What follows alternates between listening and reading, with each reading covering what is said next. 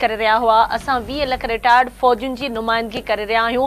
Major general retired Javed Aslam Tahir जो चवणु हुयो वालरल कश्मीर में इंसानी हक़नि जी भञकड़ी थी रही आहे। Major general retired Javed Aslam Tahir चयो त पहलगाम फॉल्स फ्लैग ऑपरेशन कयो वियो।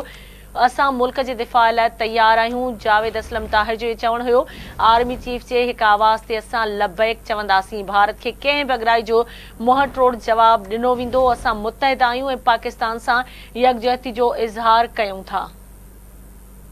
उनजो वधीक चवणु हो त असां अॼु जेको बि आहियूं उहो पाकिस्तान जे करे आहियूं। पाकिस्तान जी फिज़ाई फोर्स मज़बूत आहे।